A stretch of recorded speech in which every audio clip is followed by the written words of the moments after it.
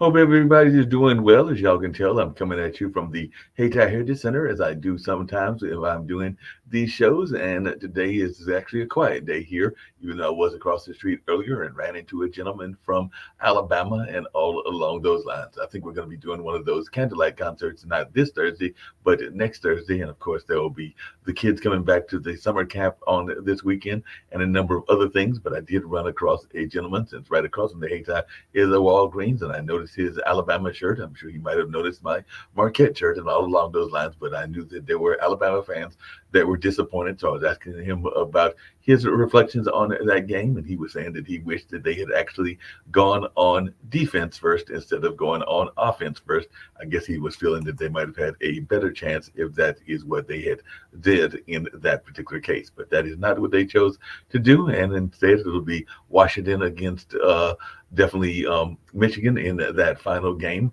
and all along those lines. So definitely that is the way that things went in that space. And he was also saying that the snap wasn't a great snap either. So there were a couple of plays that he wished it could have been done differently. And I'm sure there are some people that were not happy with certain play calls and maybe even certain refereeing calls, because I know there were a couple of basketball games that definitely had some controversial calls, and definitely some NFL games that had some controversial calls. I'm thinking about that one that involved, I believe it was Detroit and a number of other folks as well. So definitely it'll be interesting to see what happens in that world as we're getting ready to get into the height of the sports season. Because I know that I have been definitely following my alma mater, which is doing good, it's still in the top 10, if I'm remembering correctly.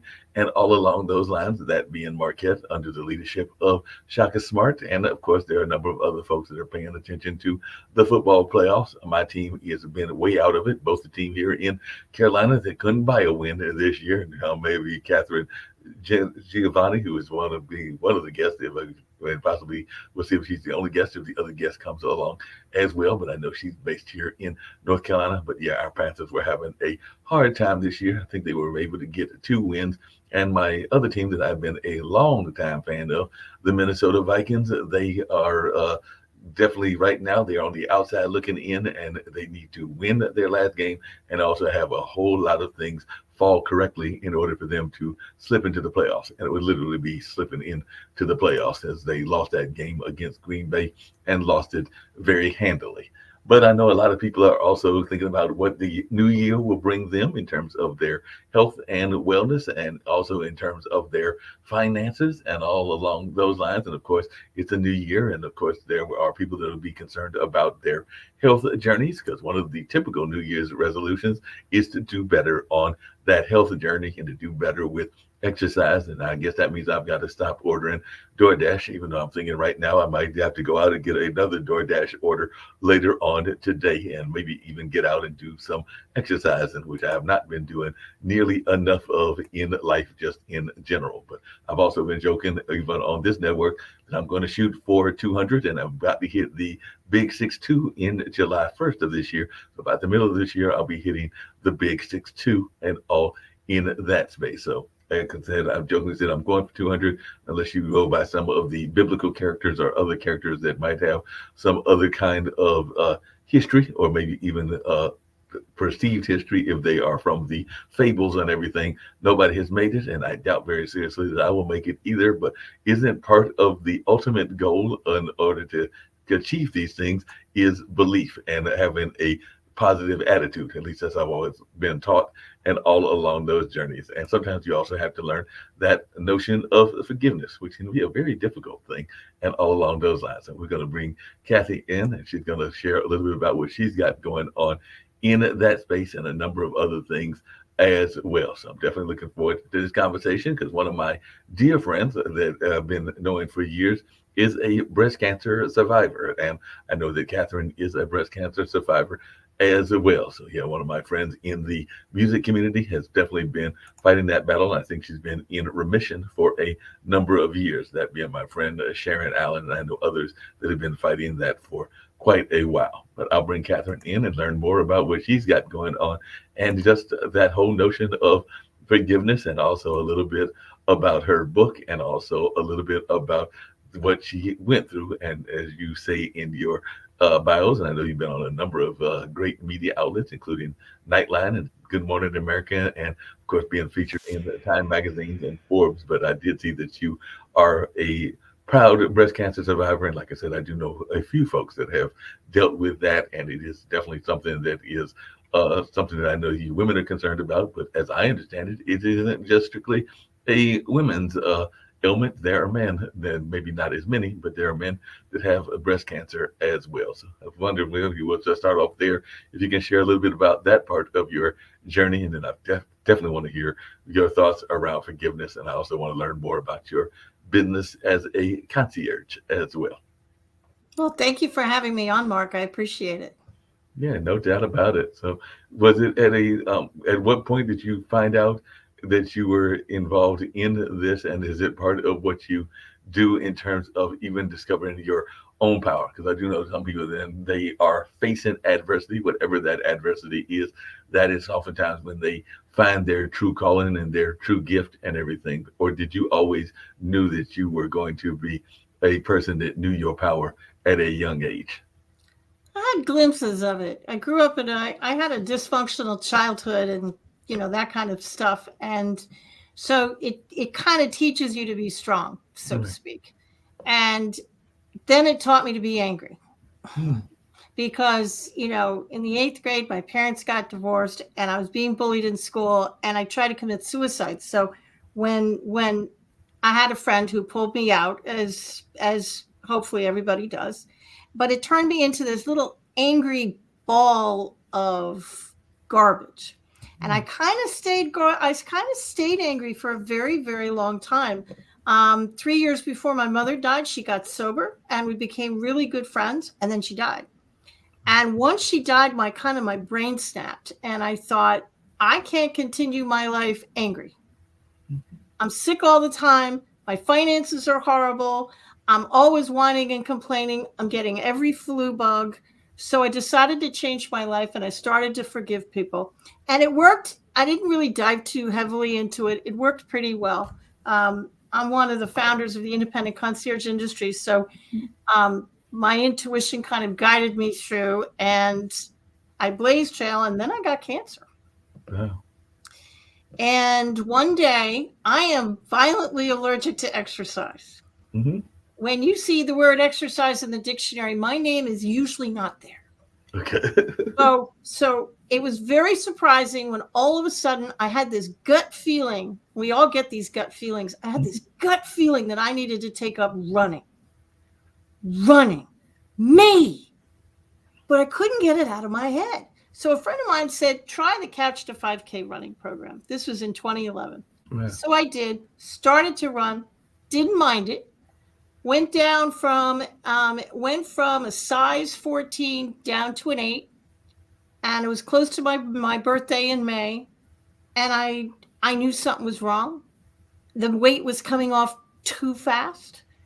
And sure enough, the day before my birthday, in 1990, I found a lump.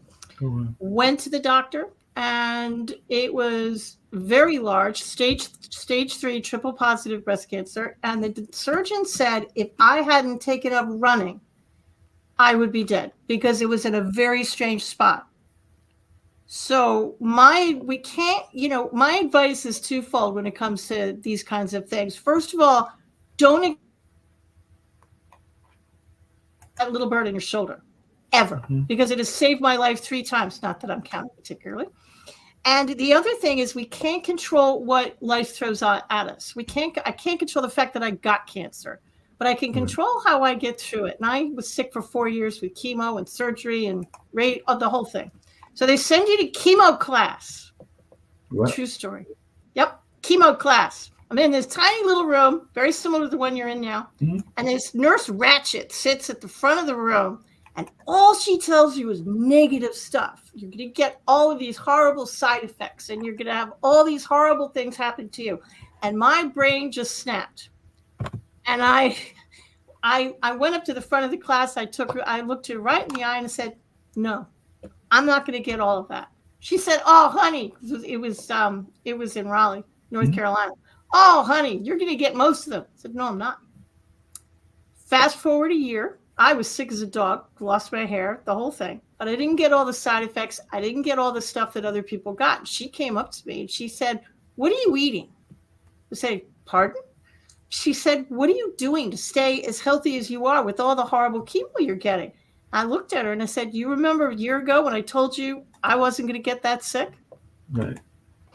It's your perspective. It's how you get through it. So forgiveness plays a huge role in how I got through it as well. Oh, and a couple of things that you were saying that struck me and everything. I know that we have a panelist on the network who is getting ready to do the prostate test, and I know a lot of people get concerned about the prostate test and they get apprehensions, just like I know a lot of people get apprehensions about the breast cancer exams and all Mhm. along those lines. So, what do you say to those folks that are apprehensive about going for testing? Because I do know that once you reach certain ages, they are asking you to get various tests. For men, it is prostate and colon and a number of other things as well. And I know for women, they do ask for the mammogram and a number of other things. But, as a society, we oftentimes are not the biggest fans because of that description you just gave of our doctors and our medical establishment, because we are often afraid that we're going to run into the Miss Ratchets or those folks that are a little bit on the don't have the best manners in terms of the way that they handle their patients and all along those lines. So what advice do you give to folks that are apprehensive about going in for whatever the test may be? Don't die until you're dead. Hmm. I know people who have survived stage 4 cancer. Right. I know people who survived all sorts of things. Mhm. The one thing I can tell you is cancer, it's an interesting thing and it's a horrible way to live. Right. But when you survive it, it changes you. And I've often been known to say it's probably one of the best things that could have happened to me because it completely put me on a different path. It knocks you on your feet, it knocks you down. And when you stand up, you are on a different path. Because when you have dinner with the Grim Reaper and you don't go home with the guy, Mhm. it changes you. I'm 62, and the fact that I'm 62 and talking to you is wonderful. Right. One of the books I wrote, I've written a bunch of books, I think 12, but one of the books I wrote is called Rainbows and Banana Peels, and I wrote it on my cell phone when I was in chemo because I was bored.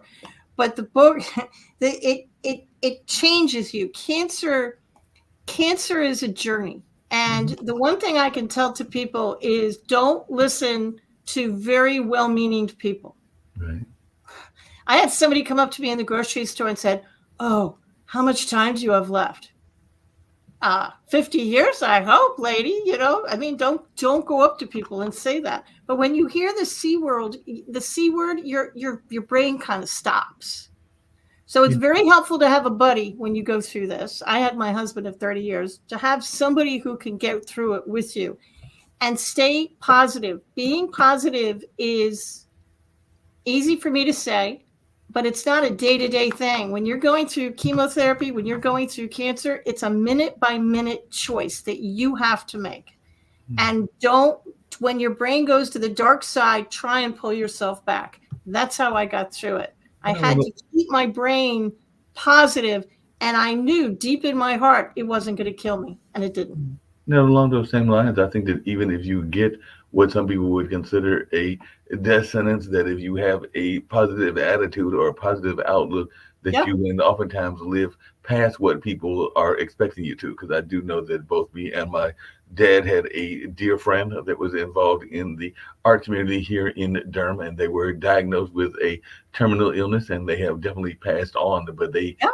they lived their life past that deadline that the terminal illness was supposed to give them. Because I think they were told that they had like maybe a month or two to live and everything. And I want to say that they lived at least a few years past that terminal diagnosis. And I want to say that part of the reason that Michelle was able to get past that is that she had a very positive outlook, and she also had Yep. somebody in her family, because I think that she had been remarried, so she had a husband that was very supportive as well. So just wondering, how important is it for you to have that support system? Because one of our founders here on the network, they recently lost, on that being Kim Calhoun, their husband, I think about a year or two ago, and all along those lines. But that was the love of her life, and definitely somebody that she knew at a very young age. I want to say as far back as their high school days, if not their college days. But definitely you can see that even when she talks about that ex, she still has that very positive viewpoint of their relationship and everything. So how important is that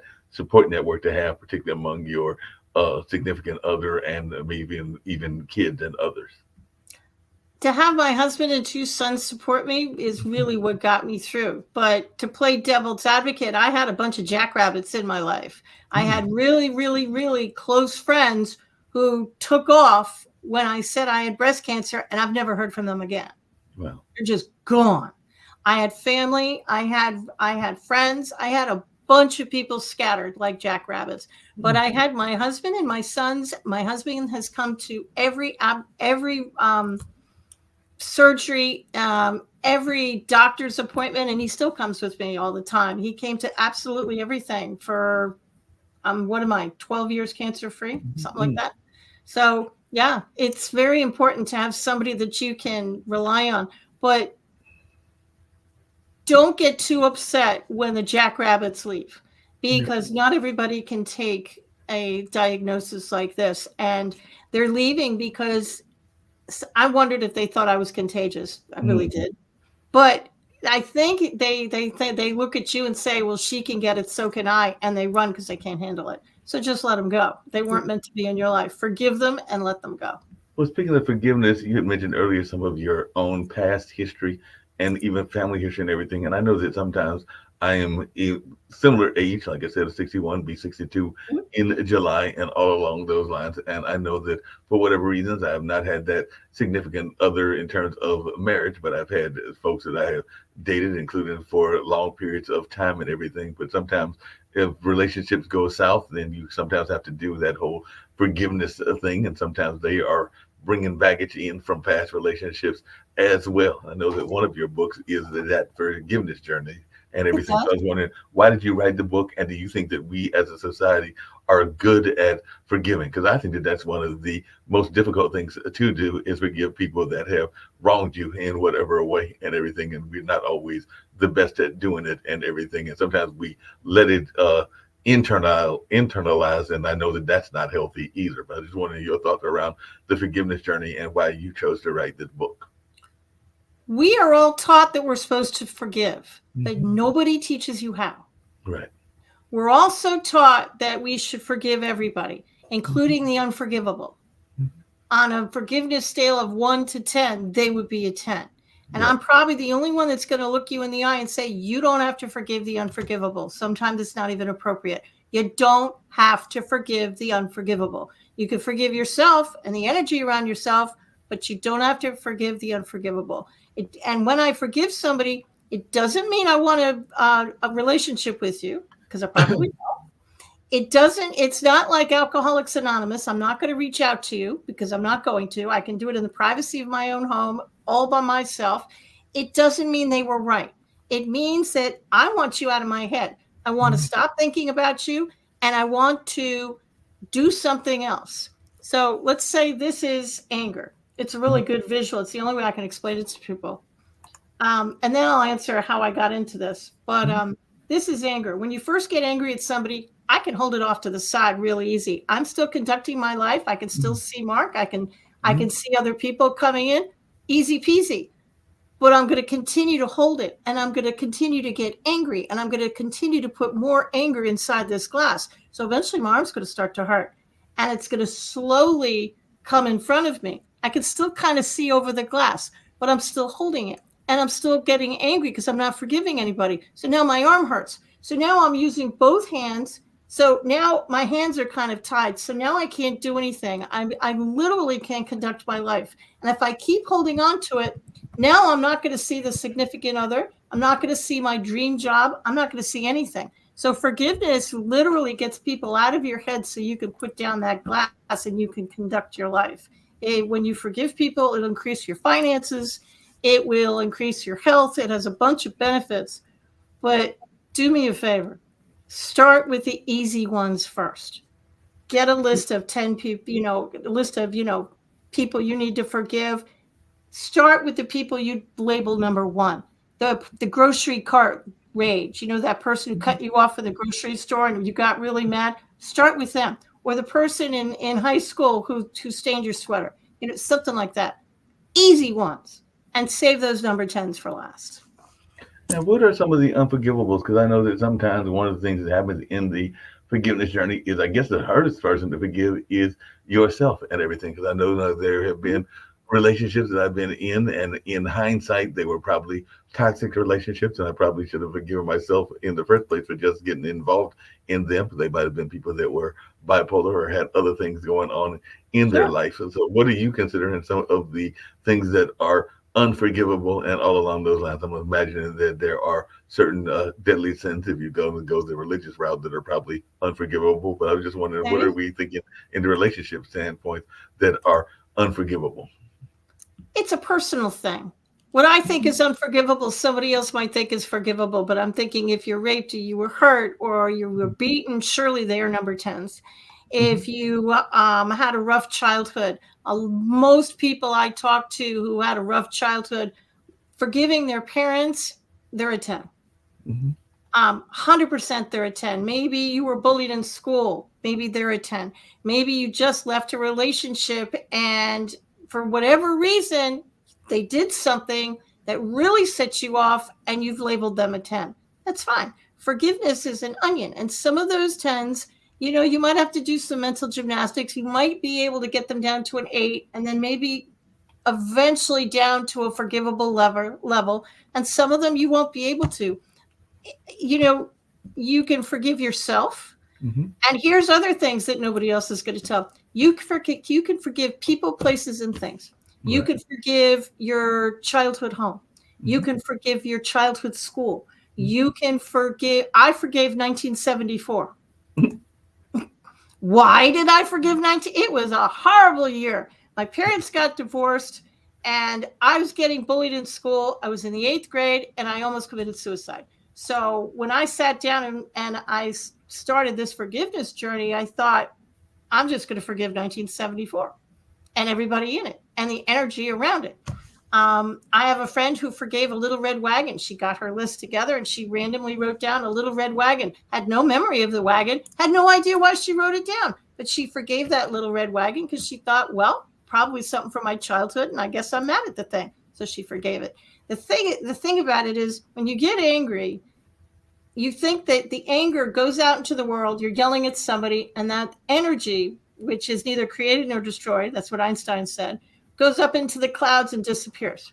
Well, as you was just saying that, I'm Just thinking to myself that I might have to forgive the Little Red Wagon as well, because when I was in school, and I went to school here in North Carolina, meaning most of my, well, all of my schooling in terms of like pre-college education and everything was here in North Carolina. I mean, my parents did take me out and did homeschooling for about a year or two, but most of it was either in places like Greensboro. I think there was a little bit of schooling there. There was definitely schooling in Warrenton, where I grew up at, and everything along those lines. But I do remember having a professor that was literally their favorite expression. So if you did not, little red wagon. if you were the kid, did not bring in your paper, and you tried to give them an excuse, like, the dog ate it or something like that, their go-to expression was, "That's your little red wagon." So that was their go-to expression. So for that You reason, I probably had need to to forgive. forgive the little red wagon. Right. I might have to forgive the little red wagon, because that was their go-to expression. So much so that some 40 or 50 years later, I literally remember that expression and them using it ad nauseum and all in that space, because that was their way of saying that you had to take responsibility for what you did and not try to come up with an excuse. And that's where they used that little red wagon expression and all in that space. I hadn't even really thought about it that much until you just brought up that your friend forgave a little red wagon. So I'm gonna Now have I to know go. 2 people that have forgiven a little red wagon. There you Right. go. Yeah. That's right.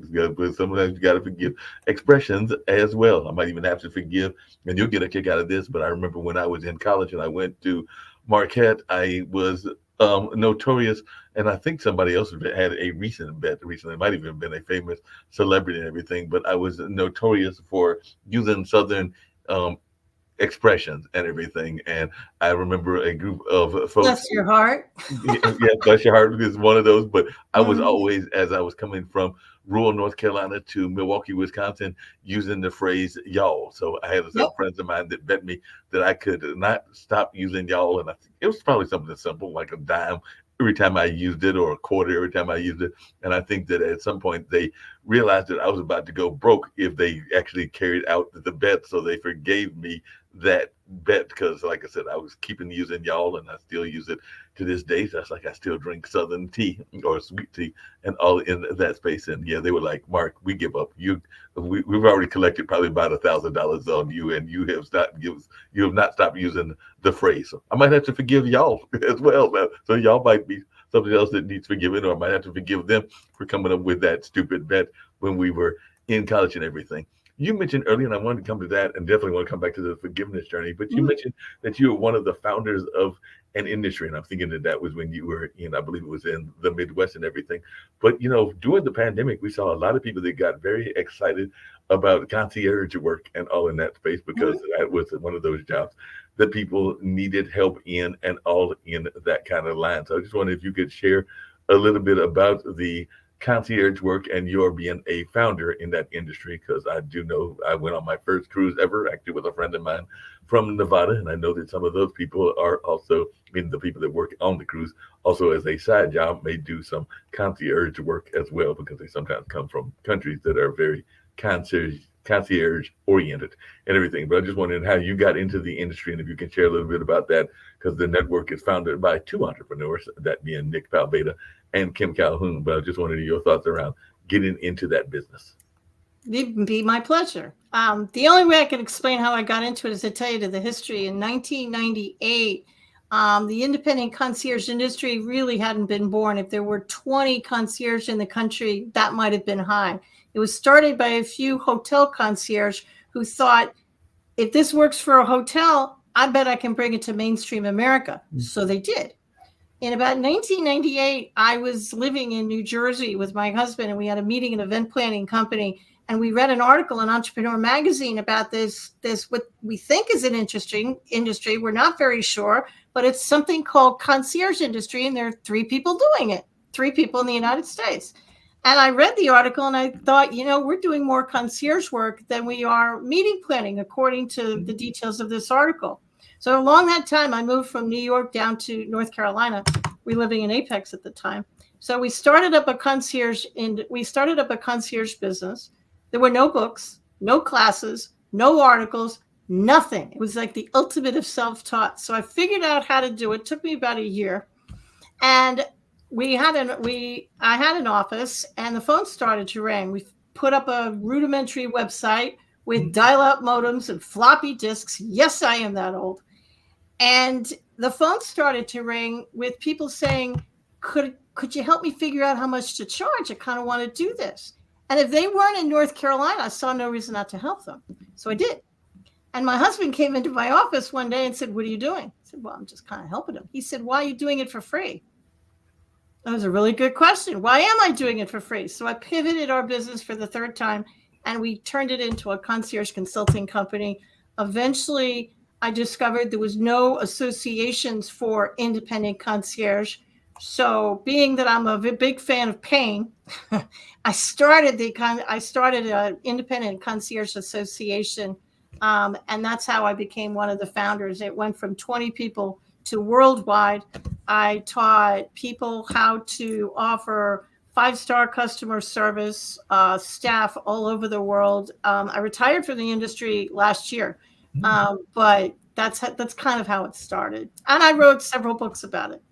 Now, speaking of that, and speaking of some of the various books that you wrote and all along those lines, you just brought up something that has come up on this show several times, and I'd love to hear your thoughts around this, which is that oftentimes if you are doing any kind of work as a consultant, there are a number of folks that like you to do the work and to give them the service for free. As a matter of fact, I just had a call not that long ago from a friend of mine. He calls it the brain drain, and he used to be an administrator at the Carolina Theater here in Durham, and he was actually one of the people that handled the rentals and all along those lines before he actually had a health emergency of his own. He actually has suffered, I think, multiple strokes and is a multiple stroke survivor and is doing quite well, Ray Pascal and all along those lines. But I was just wondering your thoughts around this notion of, even during the pandemic, we saw a lot of people that would be asked for their expertise and not always given the pay for their expertise. And I'm sure you even see that as a speaker and a trainer where folks are wanting the advice and don't necessarily want to give the rewards. And I mean, they definitely would get their plumbers paid, but they don't always want to pay their event planners or their concierge or a number of others. So what is your advice to those that are running into this idea of, you're doing it even at the age of 50 or 60 for the experience or this or that? There's always various reasons that they give you that they cannot afford to pay you and everything. So what advice do you give to folks that are in the entrepreneurship lane that are facing those folks that are nickel and diming them for whatever reasons? Well, I'm not going to pay you, but you're going to be exposed to a lot of people. You're going to get exposure. People die from exposure. I have done a lot of gigs speaking wise for exposure, and it's never gotten me anything. So I am a big fan of getting paid for work. If I do something for free, especially in the concierge industry, free isn't going to put food on the table. It isn't going to get me anything. And I understand that you want me to do it for free, and you think I should do it for free because you could run errands yourself for free, but that's just going to cause me to die because I can't do it for free because I have bills to pay. So when people say, oh, Catherine, you'll get a lot of exposure, I appreciate that, but I need you to pay expenses and a stipend because that's not going to pay my bills. So I'm actually not a fan of doing things for free. When you're first starting out, you want the business, you want to do things, you want the exposure. I get that. So do it for a month or two. As long as you have money in the bank and you can feed yourself, okay, do it for a month or two. But there has to be a stopping point. At some point, you have to stop doing it for free because people won't take you seriously if you do it for free, because they won't. No, they definitely won't. And along those same lines, one of the things that I know became very popular, and I joked about it at the beginning, and I was only partially joking and everything, but even in the concierge business, there are a lot of people that were feeling that, why should I pay for a concierge when I can have somebody that is doing it on the independent or the gig level? Because I do know that there are some people that would consider Instacart or some of the other ones, even Grubhub and DoorDash, as a form of concierge work and everything. So what is your answer to folks that are like, why do I need a concierge when I can actually hire some of these gig type workers to do what basically a concierge does and everything, when you call it of that notion of running errands? And there are some people that are pointing to some of these new companies that have popped up over the last 5 to 10 years. Do you want to go to a fast food restaurant, or do you want to go to a nice restaurant where you'll be sit down and people will serve you and give you personalized service? Yep. There are a bunch of people out there that love fast food restaurants. It's a really good fit for them. It meets their needs.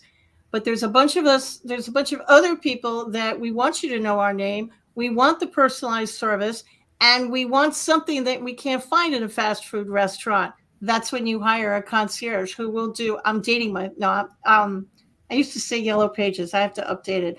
A concierge will do anything on Google as long as it's legal, moral, and ethical. They'll do it. And it's a question of, do you want a 1-star restaurant or do you want a 5? That's really the difference. It's what kind of service do you want? And a concierge, they're going to vet their people. Mm-hmm. No disrespect to the fast food concierge out there, but a real concierge is going to vet their people. So you're not just getting anything. They're gonna look these people up and make sure that they're as honest as the day is long. Because trust is the hallmark of that industry. And trust is very much a hallmark of the industry. Speaking of trust, and this comes down to one of those forgiveness things and everything. I know that one of the things that folks get frustrated about in business is folks that have their dreams and their ambitions, and then they kind of want you to carry their dreams and ambitions and not necessarily think whether that is your vision or not. Because I do know some people that have visions, and they are definitely entrepreneurial visions, and then they will try to bring you into the picture and not realize whether you are having a shared goal or all along those lines, and then they get frustrated if you don't necessarily want to help them out and everything in that space. So how important is it for you to make sure that you are aligned with the vision of the entrepreneurs that you work with, whether that is as a consultant or just in general? Because I know that I've been on some places where eventually I trained them in some of the skill sets, like around even the one we're using StreamYard and stuff, because I realized that they would, if they had their way, I'd be doing nothing but their work and not necessarily going in accomplishing my own goals and my own ambitions and everything. So how important is it to align with people that are of like-minded backgrounds? Well, over the last 25 years, I have trained my competition, not by choice, didn't know I was doing it at the time. So I learned very quickly to trust the little bird on my shoulder. And I mean that with every fiber of my being. You know, you can be talking to somebody who looks good. They're in a 3-piece suit. Their resume looks good. And something just feels off. Right. Trust it. Because that's a little bird in your shoulder chirping at you saying, excuse me, you know, that kind of thing. So you have to trust your gut. And you have to have the mindset of, if it's not a good fit, walk away. Now, a concierge will never say no to you. We train that, but they'll say something, well, I can't provide that service for you. It would be my pleasure to find somebody who will. Give me 24 hours, give me a day, give me a week, and I'll circle back and I'll give you a list of people who can help you. So what's the craziest thing? I've done that many times in my life. I got that. What's the craziest thing that you've had somebody request? Because I used to be, and riders are very much a part of the contracts if you're involved in the entertainment world, and I've been involved in that for a number of years. Definitely have worked with the Bull Durham Blues Festival, which is on hiatus and maybe even permanent hiatus. And all along those lines, I've definitely worked with Centerfest and a number of other festivals, including the Eno and others here in this area, and even a few outside of the North Carolina area, and all in that space. Not a lot, but a few that I've at least had some dealings with, and all in that space. But I do know that sometimes people can ask for some unusual requests. I want to say that there was one of the times that I can remember was there was a popular R&B group that wanted to know where the closest dance club is, and I'm not talking about regular dancing, I'm talking about like adult dancing and all along those lines. And one of my friends actually chose to take them there, even though if I had my way, they would not have made it to that particular location, because I thought that could create some jeopardy to their career and just into life in general and everything. But unfortunately, I had a friend that was less scrupulous than that in my mind and everything. And then I also had somebody that, I think that was with the Blues Festival, wanted a particular cigar brand that I don't think we have that much of here in the area, and it was difficult to find it, but we did find somebody that found that brand and everything. So I was just wondering, what are some of the more unusual requests that you have seen as a concierge? In my website, in my blog, is a blog entry that's the 18 craziest concierge stories I've ever been across, and it's also in one of my books, The Concierge Manual. But once upon a time, long time ago, there was a concierge who was asked to do a party in Egypt, and they needed to find a dozen albino peacocks. Who knew that such a thing exists? But apparently they do. And so they had to find an albino peacock. They found an albino peacock farm somewhere in Europe, had to fly the peacocks from the farm to the party that was in one of the pyramids of Egypt, because of course it was. And they had to get them there alive, and then they had to get them back. So that's a crazy story. That's definitely a crazy story. And just the albino peacock. Yeah, to try to find some albino peacocks, that you got to go and find them and everything. But Then there's another story. It was an international concierge, a company called Quintessentially, and one of the partners of the company told me this story. He said he was driving to London, and he got a call from a client who was stuck. They call elevators lifts over there, and he said he was stuck in a hotel lift. And he called me because he wanted me to get him out. Okay, call me crazy. If I'm in a hotel, I'm not going to call my concierge. I'm probably going to call the hotel front desk and say, I'm in your elevator. But this shows you how addicted people get to their concierge. And that's what you want. You want them to have you on speed dial. So he called the front desk and said, you got somebody stuck in your elevator. They said, you're out of your mind. You're crazy. Said he didn't believe me. He said, why would I call you and tell you there was somebody stuck in your elevator if there wasn't somebody stuck in your elevator?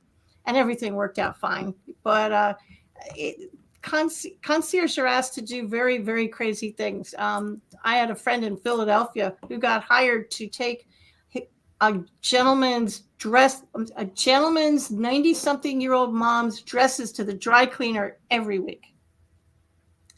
Sounds benign. Yeah, it sounds fine, right?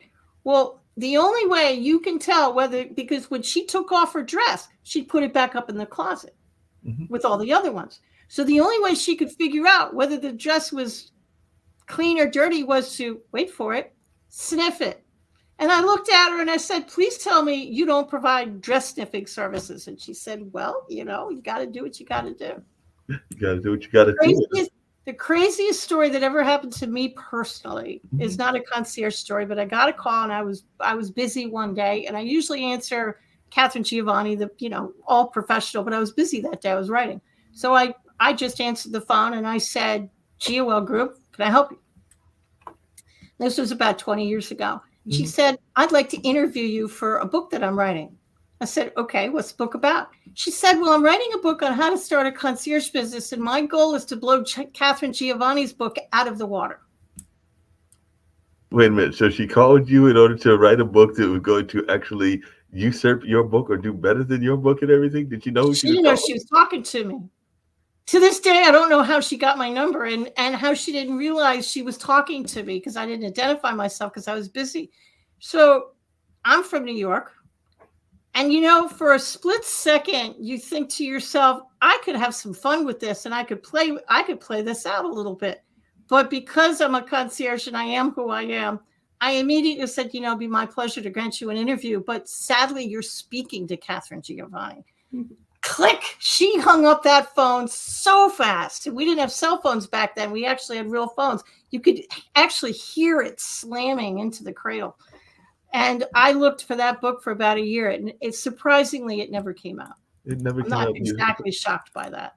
That was the craziest thing that ever happened to me in my business career. It sounds like a crazy thing. You actually talking about the cell phone, and I was actually thinking about its invention and, of course, the invention of laptops and all along those lines and how prevalent they are. But yes, I do remember that. And speaking of forgiveness, sometimes you have to forgive people because they have differing beliefs and all along those lines and everything. And I remember, and sadly, she passed away of her own cancer battles and everything. And she was a very successful musician and everything, but a ex-girlfriend that was a college girlfriend, I literally remember rushing to the phone because, back in the day, back in those old ice ages of the 80s, as you said, most of us didn't have cell phones and all along those lines, but we had a summer relationship, and it was a very nice relationship and a fun relationship. But she was a member of the JWs, the Jehovah's Witness, and I think she wrote me a nice little letter that basically said that the relationship would have to end unless I was willing to join the Kingdom Hall and join that particular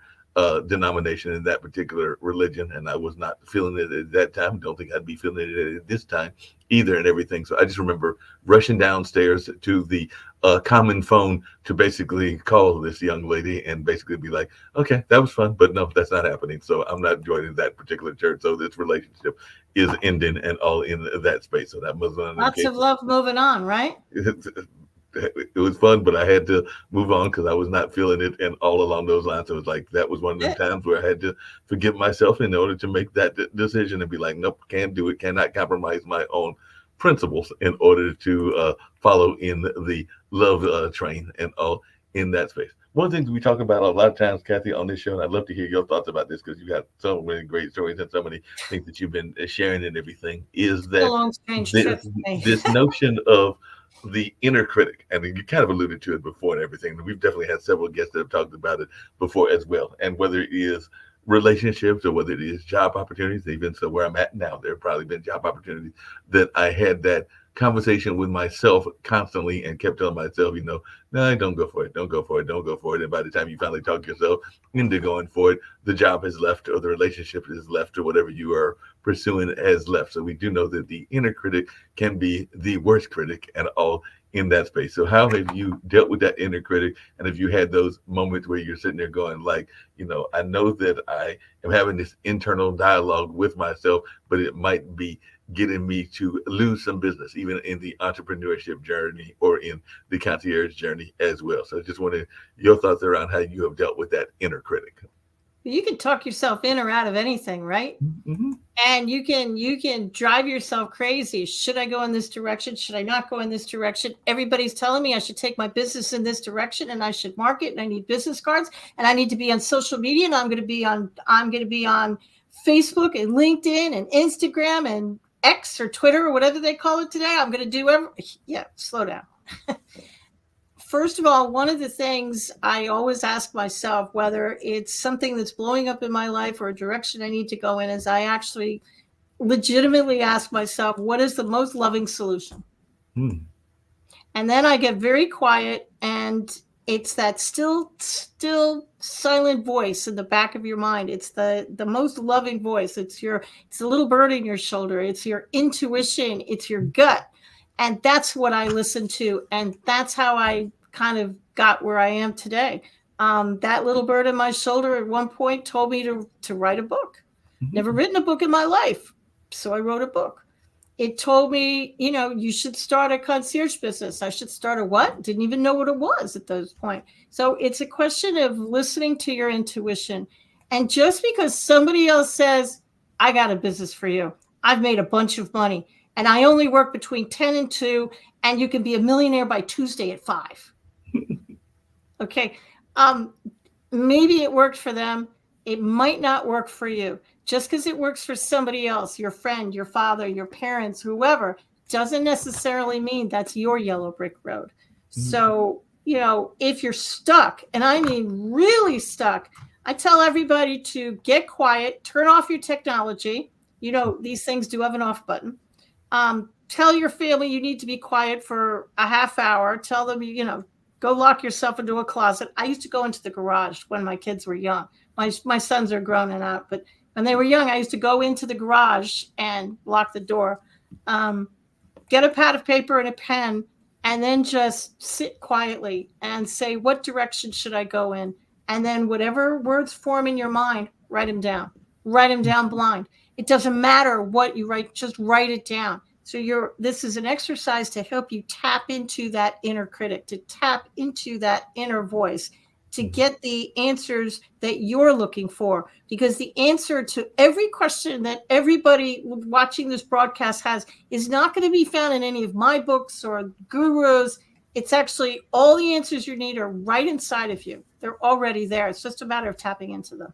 That makes a lot of sense. I mean, one of the other things that I know a lot of times people talk about, even in that entrepreneurship journey, because I've got a number of friends that have been involved in the various MLMs and all along those lines, and I have been approached by a number of them, and they're always not realizing that there's only so many masters or so many jobs that we can have and everything. And definitely, I know with the gig economy, many people are working 2 or 3 jobs, even if they are like yourself in a loving marriage and everything. Oftentimes, both spouses are working 2 or 3 jobs. But I do know that it does seem like with time management that there has to be a limit, because what I have found myself telling some folks is that no, I might be willing to buy the card if there, or the perk if there is a perk, but I can't necessarily dedicate myself toward the business because I'm already involved in about 3 or 4, and that's stretching the limit. That's the thing, right? Everything.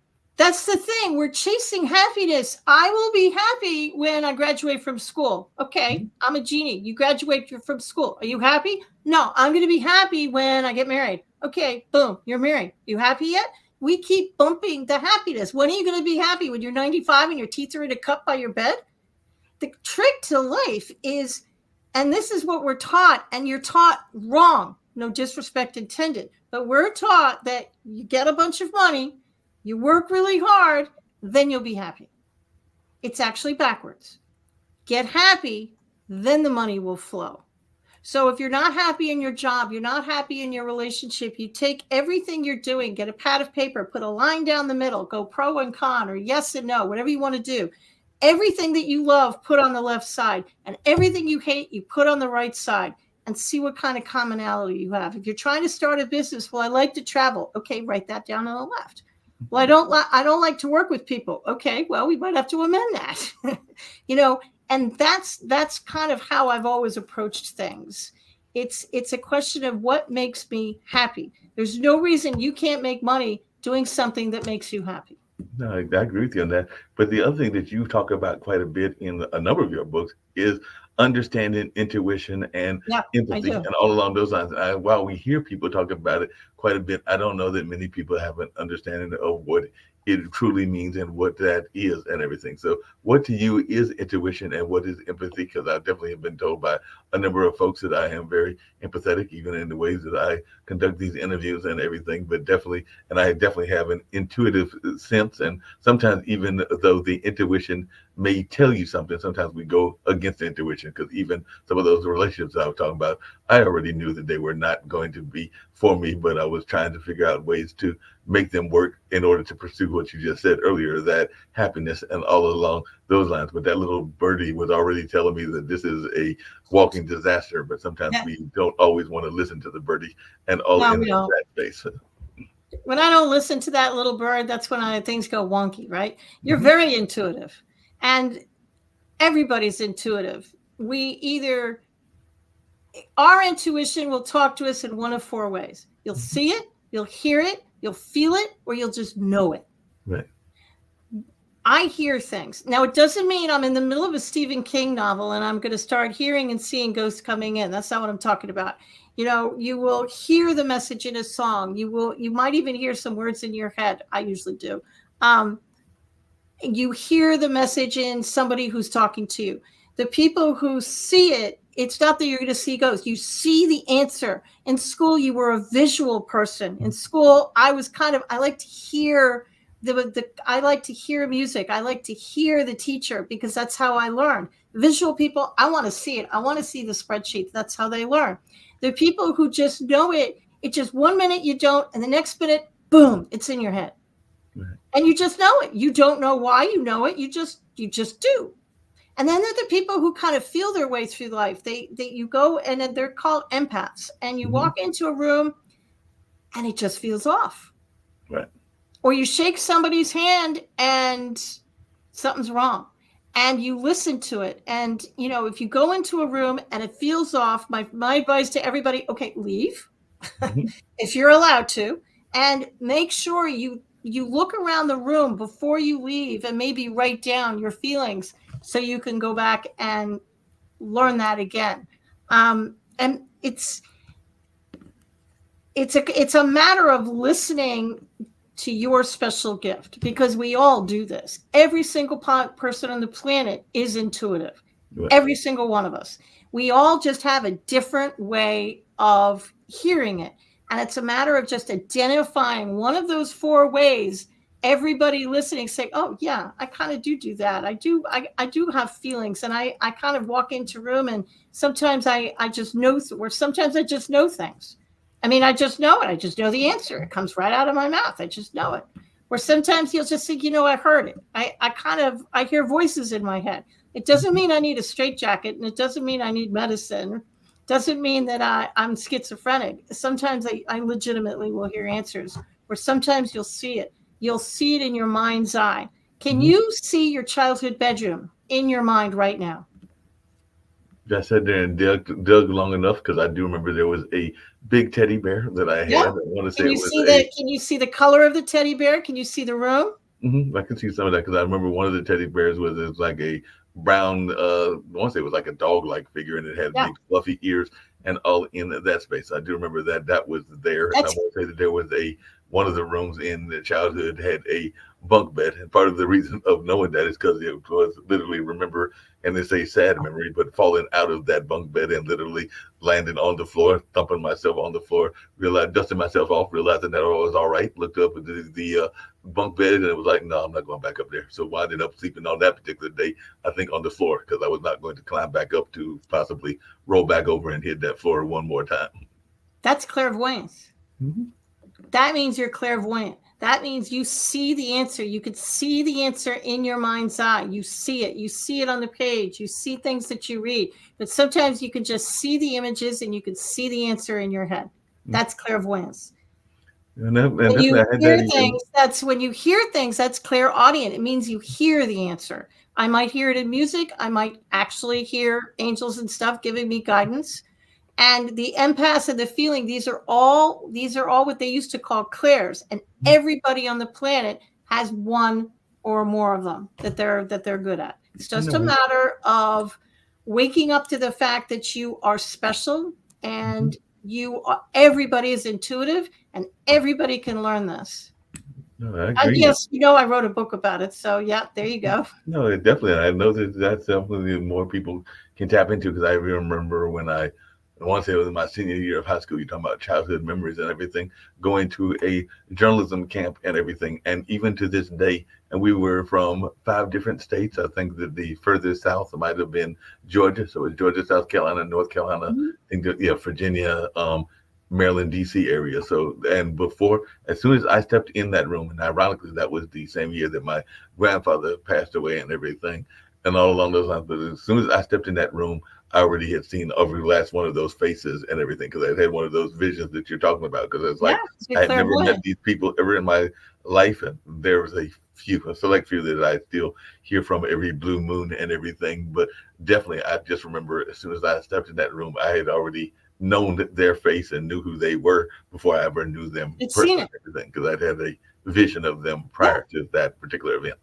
It's nothing to be scared of. A lot of people have these visions. Some people have them some people have them in life or death situations. A friend of mine was falling asleep at the wheel, and right before she was going to hit, this is a true story, right before she was going to hit the median, she heard the words, "Wake the hell up." Wow.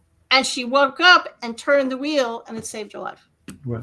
The trick is to tap into that energy when you're not in a life and death situation. Definitely have to tap into that energy. Speaking of energy, one of the other things that happens a lot is, and you actually come from 2 areas, because I was actually going to teach you about this, but there are 2 areas that are very much stereotyped and everything, because you mentioned having spent some time in New York, and of course New York is seen as the rush, go kind of place, even though I have known some people that were for 40 years. Yeah, and I've known some people that were definitely not the harshness, and I'm saying that there are not all, some of those stereotypes aren't based on fact and everything, but they aren't as tough as New Yorkers are sometimes portrayed to be. Just like I know some people from the South, including North Carolina, that aren't as polite as people portray North Carolinians as being. So I just wondering, what are some of those stereotypes? Because we want to talk about stereotypes. Both North Carolina and New York have some staunch stereotypes that you have had to deal with and that have surprised you about these 2 areas that you have chosen to call home, one that you grew up in and one that you are now living in now. So I just wondered, what are some of those stereotypes that have surprised you that you found to either be true, or, as I alluded to earlier, they're not always as true as they are perceived to be? New Yorkers are given a bad rap. They're called, it's rush, they're cold, and nobody wants to help each other, and that's actually very far from the truth. They are warm, they are friendly. Most of them will give you the shirt off their backs. In the South, I have found warm, friendly, approachable Southern hospitality, and I have seen people that I just wonder how they get through life. Right.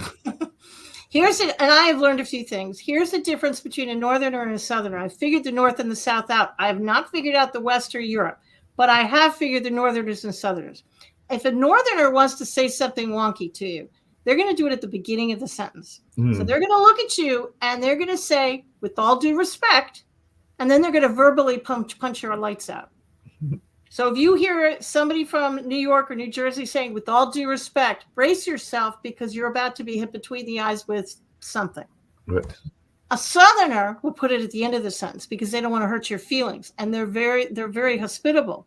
So they'll put it at the end of the sentence. So they're going to small talk you for a long time. They're going to want to sit on things. They don't want to make a decision right away, most of them.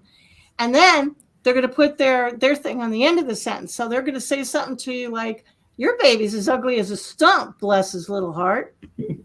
So if you hear a "bless your heart," try really hard to think about what was at the beginning of that sentence. Right. But Southerners are warm, friendly, and approachable, and so are New Yorkers. It's a question of, when I go to a city, I expect to meet warm, and I know this sounds weird, but I expect to meet warm, friendly, and approachable people, and that's usually how it plays out. I expect to meet nice people. Every once in a while, I get, you get hit by things, but most of the time, I meet really, really sweet people. Speaking of getting hit by things and everything, you had talked about it earlier in one of the shows that we do every Sunday. I actually do it with, well, they are the host of it, Stephanie Hockenhall, who was in Kansas, and her son, Gene Francis, if I'm remembering Gene Williams, if I'm remembering his name correctly and everything. But it's a show around bullying called Where is the Love?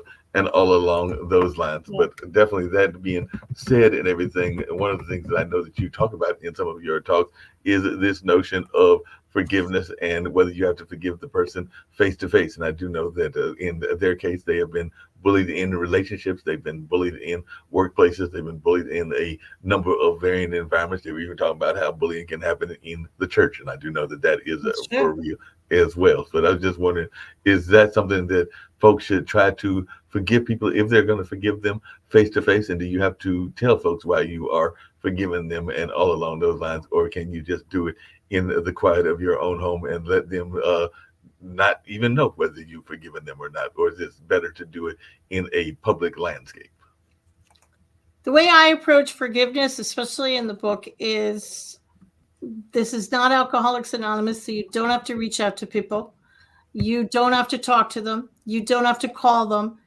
Forgiveness is very personal and very selfish. You do it for you. You don't do it for them. It doesn't mean they were right. And just because I forgive you doesn't mean I want a relationship with you. I probably don't. I probably don't even want to talk to you.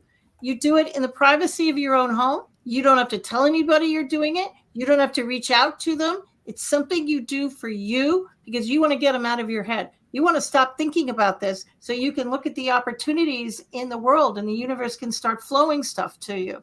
You want to get this stuff out of your head and out of your energy field. Because when you get angry, it kind of sticks around in your energy field. So if you get angry enough over enough years and you don't forgive people, you're kind of walking around in a gray cloud.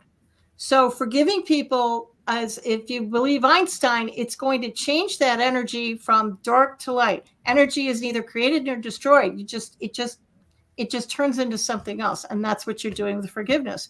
But it's personal. You don't have to tell a soul you're doing it. You can do it in the privacy of your own house. Nobody has to know. That sounds and great. You don't have to forgive the unforgivable because some things you just can't get there. And that's fine.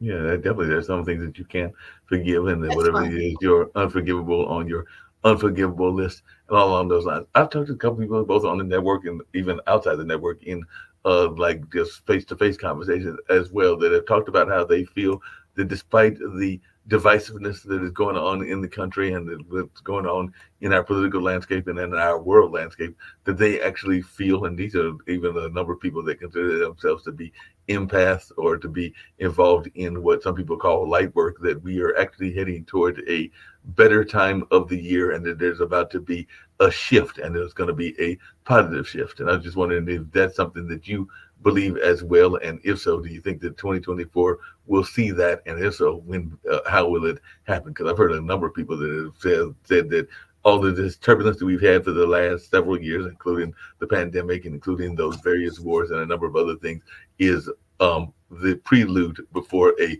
positive shift that is, they feel, is in the future of the, not just the United States, but the world in general. But I just wonder your take on that and whether you think that we are heading toward a positive shift. I agree. You know, the thing about life is you can't forgive something and clear it if you don't know it's there. Mm-hmm. So it's almost like the earth is bringing up all the horrible things. They've been there all along. We just didn't see it. But now we're seeing it. It's all coming up. And now that we can see it, you can fix it. Mm-hmm. And it looks like our world is getting worse. But what's really happening is it's actually a rebirth. And we're seeing all the horrible, yucky stuff come up. And hopefully our society all across the globe is going to have more loving, more compassionate way of looking, a more forgiving energy. And I agree with them. I think we're moving towards a completely different world that's going to be a lot better than this one.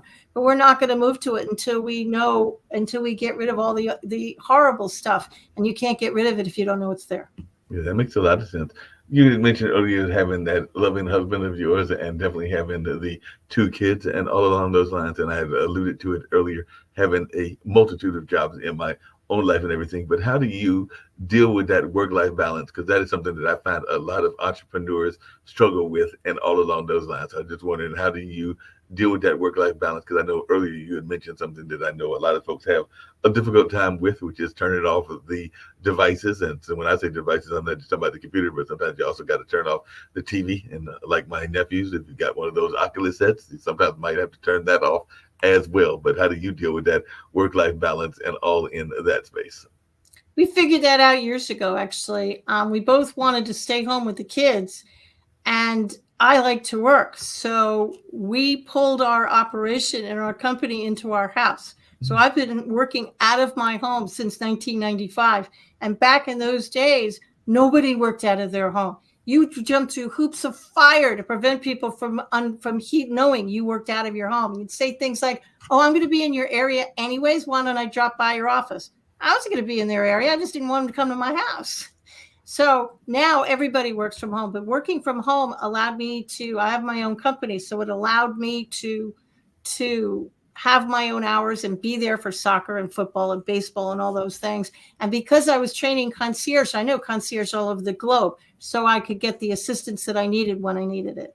Yeah, that makes a lot of sense. You're talking about that, and I was also going to bring up something you brought up earlier as well, which is this notion of running, and how if there was an exercise or a picture of the anti-runner, it probably would have been you and everything. And ironically, my brother was one of those as well. I don't know that he was all that active in exercise and all in that space, but he did try to do some of those mud races or whatever they call them, but Yeah. there's those endurance races. And My I brother-in-law think, did yeah, that. Yeah. I think that after he failed two or three times, that was society or the Mother Nature telling him that he didn't need to try anymore. So he gave up on those, because I think the first one he did, he literally once he broke his leg or broke a femur or something like that, almost as soon as the race started. They're And then, really hard, those races. I they, won't do one of those. My brother-in-law used to do stuff like that, and they're hard. yeah, they're very hard. And like I said, I think Mother Nature was telling him not to run in those, because I think it was the second or maybe it was the third one. And I don't think he's attempted it since. He's got some other hobbies like riding those Polaris slingshots, and Yeah. definitely using those to do other things that are very much his way of relieving and exercising kind of like whatever tensions are and everything. So what are some of the things that you do? Because I know that I sometimes will do puzzle games and everything in order to alleviate whatever stress may be going on in life. But what is your go-to activity to alleviate stress, whether it is stress from work or stress from family or just stress in general? Because I know that I have used to play Word with friends, and now I'm doing one of those puzzles that has to do with shapes and trying to get the keys that then solve one of those kind of like detective mysteries, or kind of like a logic puzzle. Matter of fact, I think that's the name of the game, is logic puzzle or something like that. But yeah, I've been finding those. But what is your go-to way of relieving stress?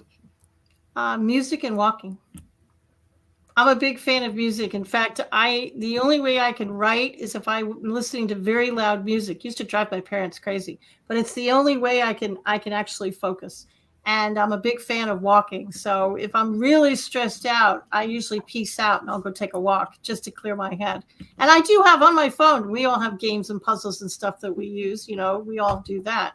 But I'm a big fan of walking, and I'm a big fan of music. It's just the music, it kind of clears my head. Yeah, that makes a lot of sense. Definitely gotta have the head cleared and get those things going in that space as Mhm. well. And I used to do that. There's a pond not that far from Duke that I used to walk a few times, and then I stopped getting into that habit. So I need to get back into it again, and all along those lines, because I got into out of the positive habits and everything. So A big this. dish of ice cream also is I'm a big fan of. Yes, don't email me that I know it's bad for me. Yeah, I know it's bad for me, but if you have a really bad day, I haven't had a drink since 1990, so I don't do that. But a big bowl of ice cream, little chocolate sauce, I'm a fan. It sounds like you're a good fan of that and everything. It's I mentioned earlier, it's the beginning of the new year, and I've not always one to do New Year's resolutions, because sometimes think that we set ourselves up for failure by setting them up as resolutions and everything. But I'm just wondering, what is some of the New Year's goals? Because I think New Year's goals is different than a resolution. Because I think that if you set a resolution, you're already creating this expectation that might be beyond reasonableness and all in that space. But whereas if you set it as a more manageable kind of like thing, like I want to do it by year's end or within the year, then it might be easier than saying that, I'm going to lose 5 pounds in the next week, or I'm going to lose 10 pounds. I'm going to find the love of my life within 2 weeks and everything. Those sometimes seem like they might be unrealistic expectations. Whereas if you set them as goals that you're hoping to accomplish within a longer time frame, it just seems more reasonable to me and everything. But I just wondered, is that a similar philosophy that you have, and if you have any set for 2024? I don't do New Year's resolutions, and I don't do goals. I do feelings. I do New Year's feelings. So if you want to make $10,000 this year by June 5th, I will turn that goal into a feeling. Okay. When I earn $10,000 by June 15th, it's going to make me feel how. And then I'll write that down. And then instead of reciting that stupid phrase every day over your coffee, I'll look at the phrase and I'll think about how I'm going to feel. I'm not going to recite the phrase. I'm just going to put myself into feeling mode and saying, if I have $10,000, how is it making me feel? Well, it's going to make me feel happy. It's going to make me feel good. So I'm going to sit and try and get into a happy space while I'm thinking about that resolution. So I do New Year's feelings. I don't do New Year's words. New Year's feelings sounds like a great way to do things along those lines. I know a lot of people this past New Year's were rushing down as society has opened up again to go see the acorn drop, where I understand there was an egg that was dropped in Nashville, North Carolina, that is, and I think there was a pickle drop in Mount Olive. So I was wondering, is that what you and your husband did, or were y'all one of those folks that was doing either a watch service or doing the kind of like relaxing at home? Because I know I brought it in, literally watching, I think, our local affiliate and them showing the dropping of the acorn, and also calling mom, because I do think it is important to have that connection to family members as well, particularly if you have a loving family. And I know not everybody has the same kind of loving family that I had, and all in that space. But if you've got a good relationship, it's always good to stay in touch with them if you've got that loving relationship. Now, if you don't have the loving relationship, that's a whole nother matter and everything. But I was just wondering what y'all did for the New Year's, and how important do you think it is to be connected to one family, and also being connected to what some people call the ancestors? Well, usually we don't drink, so we usually stay home. Most of my family has passed, sadly, but we will call the family that's still alive on both sides, and we will certainly call our sons. But we usually stay home. Sometimes the sons will come home and be with us. More often than not, I'm asleep by 12:04. I mean, I will try and manage to stay up until 12, and then I peace out. Like at 12:04, I'm like, okay, bye. It's like the New Year started. I'm going to sleep now. It's time, time to go to sleep and everything. Yeah. What advice did you give to your children that you think you wish more people would give to their kids as well? Because like I said, I don't have any kids of my own, but I do have my two nephews that are turning 40. Well, they were born 2008 and 2009, so they're about to turn 15 and 16 in August of this year and everything. So they're definitely both teenagers, and I just recently learned from my brother and everything. It's just the two of us that I now know what their careers are, because I think that the oldest one is thinking about being a architect, and I think the younger one is thinking about either being a lawyer or a biologist, which is good for them.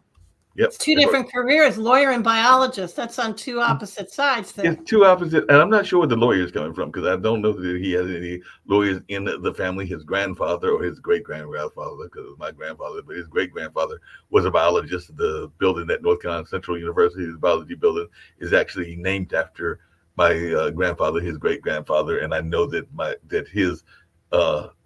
granddad, my dad, his granddad, is also very much into science and biology, even though he's known more in this area as an artist and all in that space. And he had that happen as a second or maybe even a third career, because he was also an activist and was also involved in radio and a number of other things before becoming an artist over the last, I'd say, but him and Linda have been together for 25 years. So at least probably almost a quarter of a century, if not longer, that he's been doing the artwork. But he's definitely been an active artist for probably the last 10 or 15 and all in that way. But I was just wondering, you know, it's just interesting hearing the advice from other people. So what advice did you give to your kids and everything?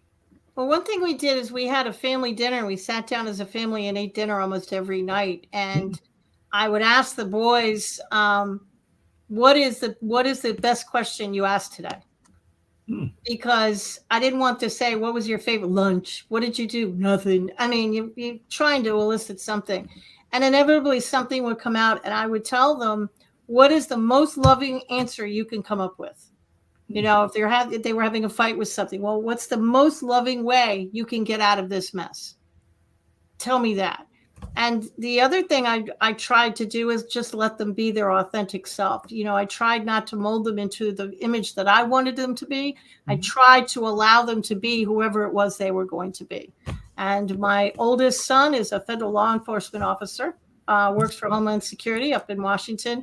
And my other son is a video editor. So they turned out pretty well. It'd be nice if they gave me some grandkids at some point, but you know, we can't have everything. Well, like, and that could happen late because my brother actually gave my parents their only grandkids when they when he was in his late 30s, early 40s, because he is now in his mid 50s or about to be. I joke with him that this is the year that he will turn the speed limit. So he'll turn 55 in October and all along those lines. Good for him. So it was literally 39, and it was with his then wife, and now he's got a new fiance because that relationship, for whatever reason, did not work out and everything. But they are co-parenting and doing a good job of co-parenting. But definitely at 39 is when Malik gave them their kids and everything. So that would have mean that mom would have been around our age. She would have been in her 60s at the time that she got her first grandkid and everything along those lines. Because, like I said, I don't have any, and Malik was waiting as well. So, and Dad was probably in his mid 60s at that time and everything. So he was almost pushing, probably near, he's probably pushing near 65 at the time that he had his first grandchild. And I know some people that are in their 40s and 30s that even have grandkids because they had them very young and everything. So definitely it'll be interesting. But my mother used to reverse her age. So, you know, I'm 62. So she'd say, well, I'm, 26. Yeah. I always thought that was pretty funny. No, well, my mom actually had 88. She couldn't reverse it anymore. So there's that. My mom had something that was similar. My mom used to joke when she was, I want to say when she was in her 50s, or maybe when she was in her 60s, but I'm pretty sure when she was in her 50s that she was going to start counting backwards. So if that was the case, by now she would be in her 20s because she just recently turned 80. Well, last year she turned 81 and everything. So if she was going by that, 50 to 81 would be 31. So 50 minus 31, she'd be 19 now. So yeah, she's definitely. Here's some advice for anybody who's turning 30, 40, 50, 60, and you're all freaked out about it. What I used to do is 30 killed me, and then nothing ever bothered me because I figured it out. When I turned 39, I used to tell people, well, I'm going to be 40 next year. So technically I was telling people I was going to be 40 for 2 years in a row. So by the time I actually got to 40, I was used to saying it. And I've been doing that ever since.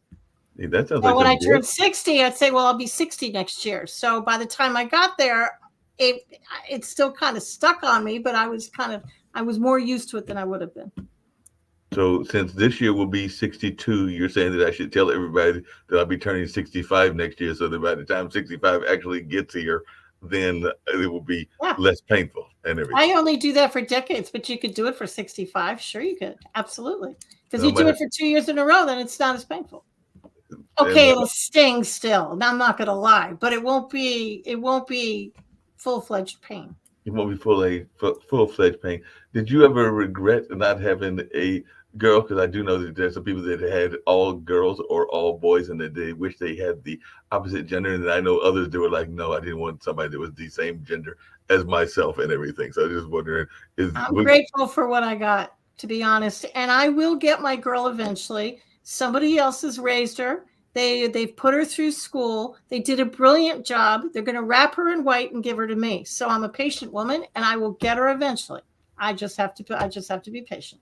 You just have to be patient and wait for them to find that other half, and you will get it in the sense of the daughter-in-law is what you're talking about. Some family's doing a bang-up job with her, and then they're going to give her to me.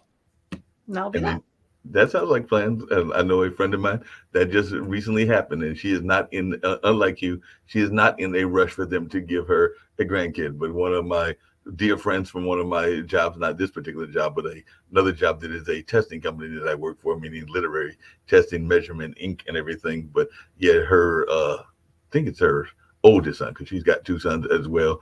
And I think it was last year, the that son and his lady love got married, so she now has a daughter in that sense. But as I said, she's one of those folks that isn't rushing necessarily to get any grandkids. But I've got others that are the opposite. I've got a dear friend that is became a grandmother at a very early age. I want to say she was a grandmother in her early 40s and everything. And definitely she's now hitting the 50 milestone, and she's got multiple grandkids. And sometimes I think those grandkids are more of her precious love than even the kids were. She's had four kids and all in that space. And she was also in the service industry as well, because I want to say she has been trained as an esthetician, a car saleswoman, as well as a number of other fields as well. But yeah, she loves the dearly, I think, all of those grandkids. Because every time I'm looking on her Instagram or Facebook, it does seem like there's constant pictures of those young people and her being very much attached to them in one form or fashion. Now, she's not always the biggest fan of the kids, but that's a whole other story. That might be that forgiveness journey that you were talking about. So she definitely hasn't had to have anything to do the young people have done to be forgiven. But yeah, she's not always the biggest fan of the kids that were brought into the world by her and her then significant other. But yeah, we can't always pick the family that we are born with and all along those lines. So I guess that's one of those Sure. forgiveness journeys, is that Yeah. sometimes we, what's that old saying? You can't pick the family that you are born into, and you can't Yeah. always pick the family that is provided to you and everything, because sometimes they can aggravate us and all along those lines. And I know that even in my own life, sometimes if financial consequences come in, I am one to go to my parents, and particularly mom, just because I know that mom will probably say yes and all along those lines if you need some financial help. Not that I won't go to dad, but I just know mom is probably the go-to first answer, because she's probably going to be quicker to say yes and everything. So I'm sure that you even get that from your kids, even though they are doing quite well. You mentioned one is that Homeland Security, and the other is a videographer. But I'm sure that there might be times that there are things that happen that they need some parental advice, or maybe even some parental guidance, or even some parental Once in a while. finances and everything. Once in a while. We can't control what happens to us in life, but we can control how we get through it. We can control our perspective. And as adults, you're not who you were as a kid. And I Right. think that's what trips everybody up, because they still think of themselves as that kid who messed up all the time. And everybody said I wasn't going to amount to anything and all these horrible things. But that's not who you are anymore. And if somebody is looking at you through those rose colored glasses because they're family members and they see you as that 16-year-old who used to mess up, and you're not that person anymore, that's their problem, not yours. Mhm. Um, how people see you is their problem. How you see you, that you can control. So just knowing you are not that person anymore. And every day we wake up, it's our opportunity to reinvent ourselves. We don't have to wait for January 1st. Every day is a new opportunity to say, that's it. I've had it. I'm going to change. No, No but along those same fanfare, lines, no book, no, trumpets, just a quiet little, I'm done. yep. But along those same lines, there, because but when the pandemic first started, I actually need to reach back out to IPC, who is a well-known graphic artist in the sense of like cartoons and other kind of animation, and also a haiku champion, and is very active on Clubhouse and even some other platforms. I think he's on Instagram and a number of other things. But during the pandemic, he started a kind of like a cartoon oriented audio troupe that I was a part of, called the Funky Eye Puppets. And one of the things that he talked about was how we sometimes lose that childlike wonder and don't We necessarily do. want to tap into that childlike wonder as well. So that is, I hear what you're saying about definitely being responsible adults, but sometimes I think that we also, on the flip side of that, don't do a good enough job of allowing some of that childlike wonder and some of that childlike joy to stay into our life as well. But I just wanted your take on that, because that's something that I enjoy doing and might even get back involved in 2024, with playing these voices of different characters and all along those lines. I think mine was called Echo, and all in that space. But I was just wondering your thoughts around childlike involvement, because as soon as we go to whatever we go to, whether it's the military, whether it's college or whatever, then all of a sudden it's all about being as adult as possible. And I think that we don't bring enough childlike enjoyment to anything from relationships to work to a number of other things. And I'm always an admirer of companies that allow play to be part of their environment. I think people don't know what fun is. Mm-hmm. I ask people all the time, what brings you joy? Right. And 9 out of 10 people cannot answer my question. Mm-hmm. What's fun for you? They just kind of look at me. I watched TV last night. I think going out and having fun and doing things that bring you joy is the key to life. Childlike wonder. If you love drawing as a child, go pick up a coloring book, Color by Numbers, an adult coloring book, and just start coloring. You know, when I was talking about rose-colored glasses, I was actually referring to how people see you and your family who want to put you in that box that you've always been. So you're not that person anymore. But if you're stuck in life and you're in a 9 to 5 and you just don't know what to do, try going out and having some fun. Mm-hmm. No, And I'm not talking about going to a movie or watching or binge watching a series on Netflix. I'm saying fun. Go roller skate. right. Okay, if you're 62, you won't roller skate because I'm scared I'll break my neck. But, go out and do something fun. Go ride a horse. Go ride a bike. Do something. Go play hopscotch. Something. Mm-hmm. Go have some fun. Laugh with your friends. Crack jokes. That's the key to life. I mean, Ron and I used to go into chemotherapy, and we used to be, the younger viewers won't know who this is, but we used to be George and Gracie, who are a little comedy team. Right. And we used to just go in and make people laugh. Why? Because it's more fun than crying. I agree with you. And there's a show that we do regularly. Billy Graham does it, not the famous pastor or even members of his family and everything, but it is a motivational speaker out of Texas, African American motivational speaker. And if you ever watch the show and see his commercial that opens the show, he is speaking at one of the African nations. I forget which one it is. It might be in Ghana or something like that. And one of the things that he brings up is, well, a couple of things. He brings up the notion of he doesn't want to take all of these great ideas with him to the graveyard. And I definitely understand that and agree with him on that and along those lines. But the other thing that he says is that how can that we are told to break out of the box, but how can we break out of the box when there is really no box to break out of, and all along those lines. So that is one of his lines, is that there is no makes box. a lot of sense. Everybody, you can't put me in a box because there is no box. That's exactly what he says, is you can't put me in a box. I read a meme on Facebook just yesterday, said, if you're one of those people who think the glass is half full, go buy a smaller glass and pour the water into that glass. There you go. Now the glass is full. I thought it was an interesting perspective. That's a very interesting perspective, because if the glass is half full, go get a smaller glass and then it'll be a full glass and everything. There you go. It's a matter of perspective. Think outside the box. Okay, well, I don't have a box, so there's no box for me to think outside of, because I don't fit into anybody's box. Right. No, you definitely don't. Never did.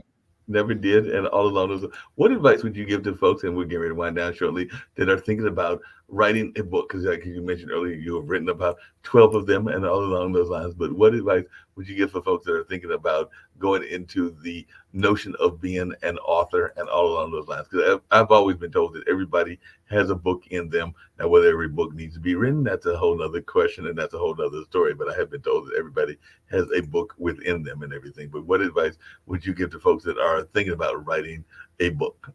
Just start writing. One of the mistakes that people make when they think about writing a book is they think, okay, I have to come up with the title.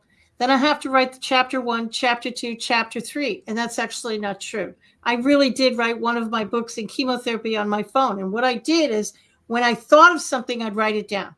So I didn't know if that was chapter 1. I didn't know if it was chapter 10. So just get on your computer and just start writing. And just start writing. If you're writing a memoir about your life, you don't have to start with your childhood. Start with whatever floats into your head. Once, 3, 6 months, a year goes on, and you have enough files on your computer, okay, now you can put them in order. Now you can say, okay, well, this one should be here, and that one should be here, and that's when you can find a title for the book. So just start writing. Don't put yourself in a box and pigeonhole. Just start writing. Yeah, that makes a lot of sense. Would it be something similar to just go ahead and do it? Because one of the things I know a lot of people are interested in is something else that we've talked about here on this show and everything that you have been part of with is entrepreneurship. And I know that everybody thinks that they've got the next great business idea. Now, I do get frustrated when I see people that have these great ideas and don't necessarily follow some of the basic principles that you need to have, which is like a business plan and some of the other stuff. But hey, I've also seen some businesses that were successful that were, as you just put it, out of the box, and they might not have had the business plan or even the total staff until actually the business was up and running and everything. Because literally, I don't think I mentioned this to you, but I did mention at the beginning that my parents started a radio station, and they started it when I was the year of the independence. So 1976 is when the station came on the air, and it was on till roughly 87 or 88, so about 11 or 12 years. And part of it was them being frustrated by the fact that they did not hear enough minority voices. They didn't hear enough rural voices. And they also had a love of certain music styles that they weren't hearing enough of, that being jazz and blues. So with no radio background whatsoever, mom was trained as a guidance counselor, and dad was trained in the military as an engineer, and I think in college in that field as well, but not a radio engineer, but like the more civil type of engineer, if I remember correctly. And like I said earlier, he was involved in civil rights struggle activities here in North Carolina and everything. So with no background, but seeing a need, they created it. And that's part of the reason that I like what Kim and Nick are doing here at Pod TV, because I think it's a similar narrative. Some 76 to 2006, some close to 50 years later, with similar mindset and everything, even though it's closer to like 40, 45 years later and everything, but still a similar mindset and all along those lines. So I was like, I can definitely relate to it and want to get involved, because it sounds like what the parents, who fortunately are still living, were doing when they created that station in 76. So definitely one thing I think you have to do is have a vision. But what advice would you give to entrepreneurs? Don't quit your day job until you can support yourself. Right. Everybody say, well, how much will it cost to start a business or a concierge business? Well, add up your bills, phone bill, every bill, multiply that by 6. My husband will tell you to multiply it by 9. And that's the amount of money that you need to start the business basic, because that's the amount of money you need so you don't starve to death. Mm-hmm. That's your monthly nut. That's what you need every month to survive. And if it means that you have to work part-time while you're getting the business, or you do the business at night and on weekends, you'll be the busiest person on the planet, but you're not going to starve to death, and you'll have a roof over your head. So I tell everybody to don't quit your day job. It might be $1 million business, 100%, but I don't want you to end up in a refrigerator box on the street either. I need you to do it right. You need insurance. You need a business plan. Sure, you need the business card. You need a website. Yes, you need a website. Everybody needs a website, but you need a lawyer. You need an accountant. You need insurance. You need to have enough money in the bank so you don't starve to death. That's my advice to everybody who's starting a business. And I'm not trying to talk anybody out of a dream, but I also don't want you to die. Yeah, and I know some people will start the business literally from the business that they are in. I know that when I started Lee Entertainment, which is like kind of like entertainment planning and entertainment consulting and all along those lines, and we even managed some performers. I literally was working at GlaxoSmithKline, so of course I was using some of the resources that I had access to and everything. Now, whether that was technically cheating or not, that's a whole nother matter, and maybe the folks at Glaxo need to forgive me. And all along those lines, coming back to our conversation around that's another conversation. Exactly. Let's circle back a little bit. Yeah. Yes, exactly. They might have to forgive me for taking advantage of that, but I do know that quite often people will take advantage of the situations that they are in, whether that is using a copier, whether that is using a phone, or whether that is using even office space or whatever. But definitely, it does seem like that is a standard business practice where many It is folks are. today. Back in the day when I was there out there, it wasn't, but today it kind of is. We live in a very different world right now. Very different world. What's some of the things that you have seen change in your 62 years that have surprised you? Because I know on one of our shows that we oftentimes talk about AI and its impact. And all along those lines on a regular basis, I think that's our World Edition show, which is our new show. Of course, they also talk about these awards that I mentioned earlier as well. But kind of jokingly talked about the change in the phone and, of course, the Google reference that you made Slam your earlier. phone down like I used to because you break it. You can't slam it down. Didn't we all used to think we were going to be living a George Jetson kind of life? Come on. We all thought we'd be walking, we'd be driving these cars, these, spaceship cars. That's what we all thought. And then when computers came on, they told all of us we're going to have a paperless society. They lied through their teeth. We are not a paperless society. So I think that's the biggest change is, technology. But as much as technology has changed, our society is kind of the same way it was as it was in the 50s, 60s, and 70s. We're teaching the same things in school. It doesn't seem to me, with all due respect to everybody out there, it just doesn't look to me like we've progressed terribly far in that department. Technology, we've progressed very far. And I see AI, and I wonder if they've never seen Terminator movies or Will Smith. I mean, I wonder if they've never been to the movies. So whenever I use ChatGPT, I make a point of saying thank you to it. Why? Because if the AIs take over the world, maybe they'll remember that I was nice to it and I always said thank you. And they might just remember that, like you said. Maybe they'll remember. I don't know.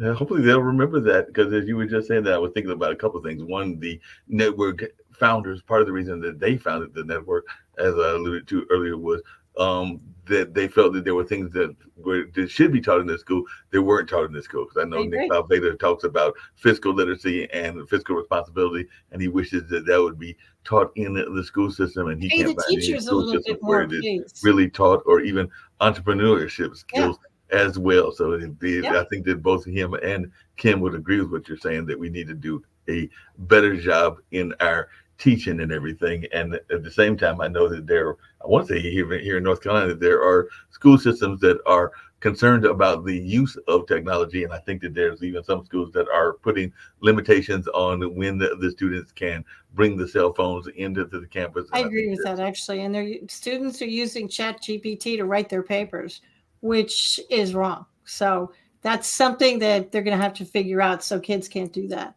They really have to think for themselves, because our cell phones, we all thought it was going to make us all smarter. I think it's made us all dumber. Well, not only that, but I also wonder, between the cell phones and the pandemic, if some of while I'm glad to be able to talk to you on this platform and everything, and hopefully I know that we have a regular meeting sometimes with some of the people from here in North Carolina that have been on shows and everything else, that Nick brings them to the WADU, which is over there on the campus of Duke University, and we'll have lunch together and all along those lines. So I know there have been some past guests and definitely some hosts that have showed up as well. So I might have to see when the one is for January and see if you're able to come from Apex, because I know there's some people that come from Raleigh. I'm actually outside of Wilmington. So okay. I'm about 2-3 hours away.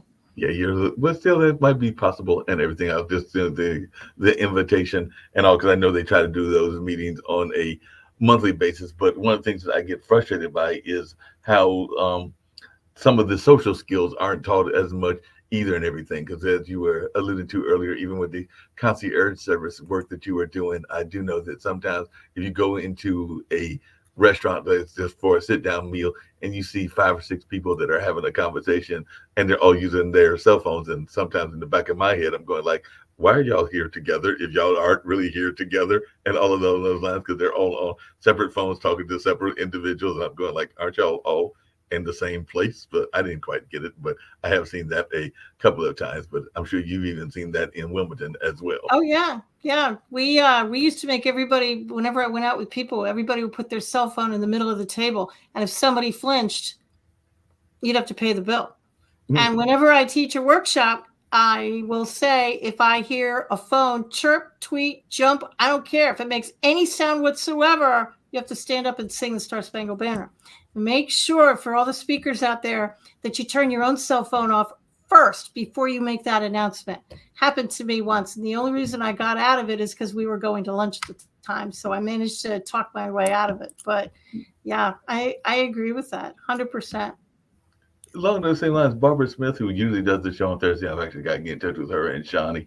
She used to have these like certain things that she does a show called Empowering You. It was in Thursday evenings, and now it's Thursday afternoon, and that's why I got to check and see whether we're on for this Thursday or whether she'll come back on the 11th for the first episode and all in that space. But she would oftentimes talk about kind of like catching how a lot of times when people are given an introduction to the speaker, they basically read the bio, and there's like the bio is already provided and all along those lines. So she would sometimes ask a question that would get people to break that mold. So she would sometimes say that she was, I forget the exact phrase, but something like, I was an engineer by 8, I was a race car driver by 10, and then I was a something else by 12. And she would give backgrounds as to how this happened. So the engineer at like 8 was her literally breaking down something that was in the house and rebuilding it and all along those lines. And the race car driver was literally her, right in her parents' car or something along those lines. So there was a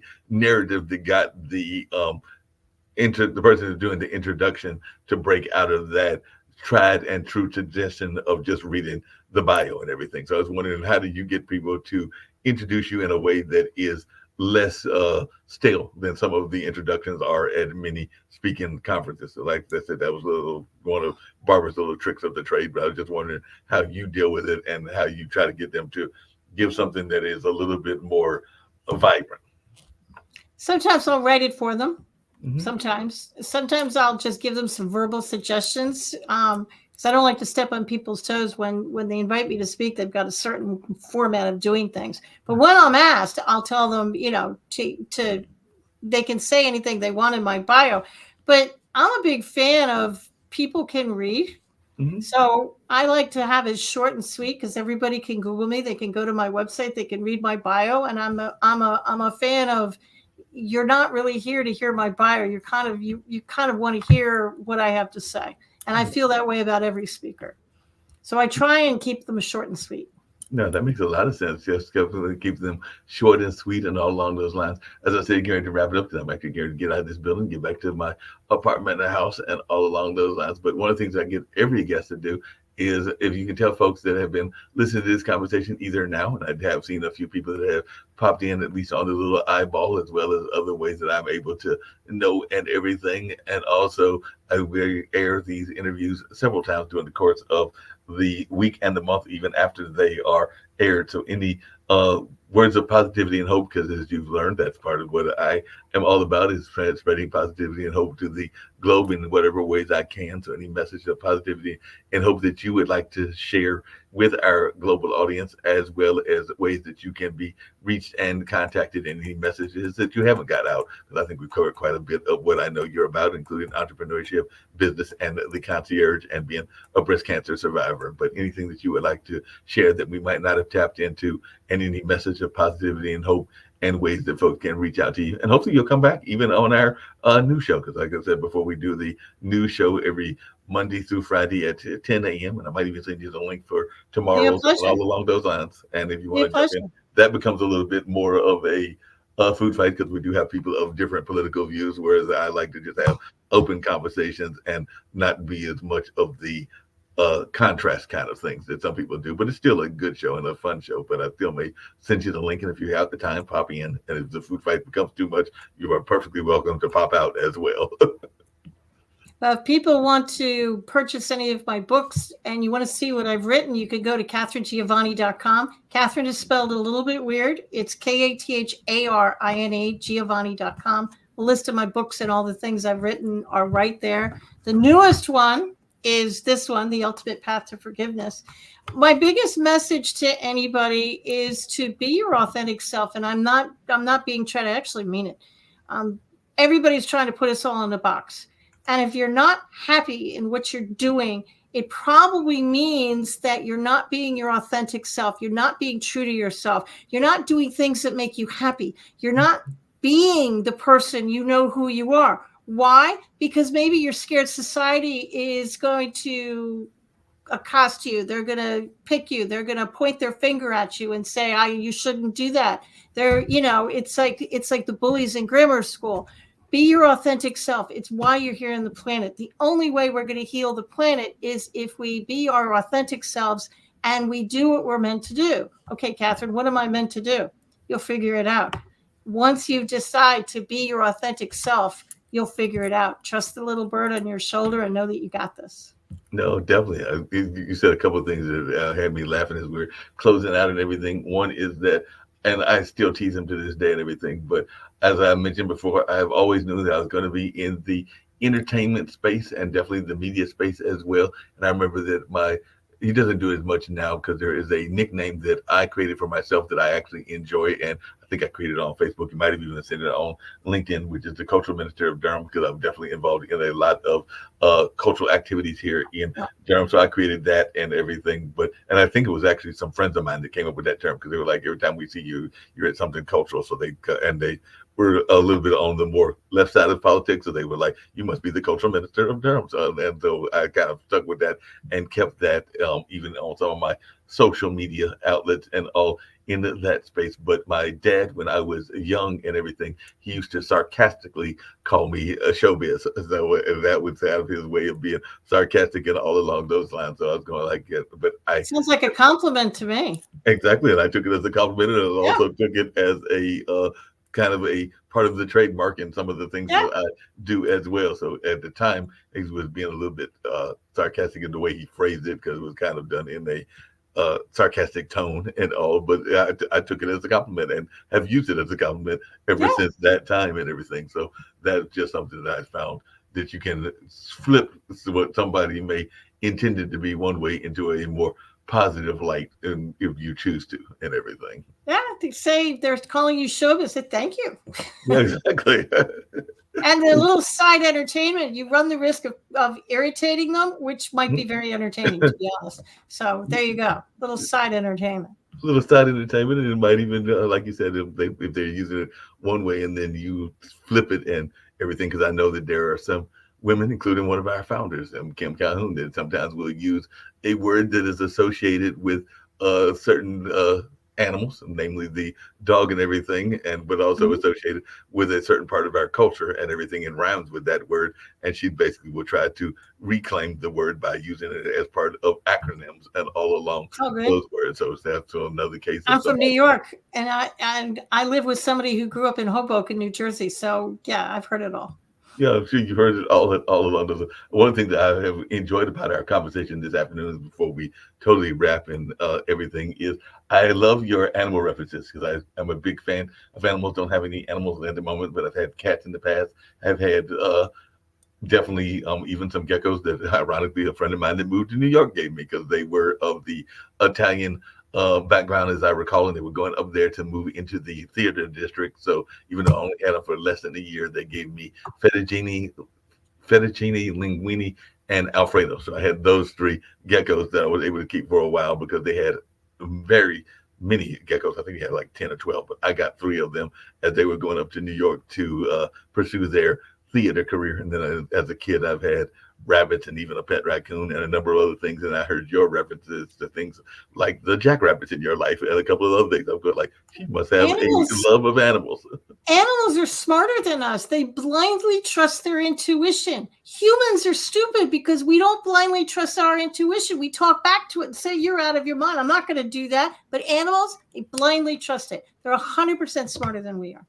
No, I agree with you. I think that animals are much smarter, and I think that sometimes they are also wondering why we do what we do. I had a friend of mine that got one of those, and she was a cat lover and still is a cat lover to this day. And she got one of those little light switches that you sit there and you try to get the cat to do tricks with and everything. And I think the cat might have done, as a kitten, the trick for like maybe less than an hour, and then the cat was like, no, I figured out the game. I'm not playing it anymore. So I have a cat. She looks at you, is like, you want me to do what?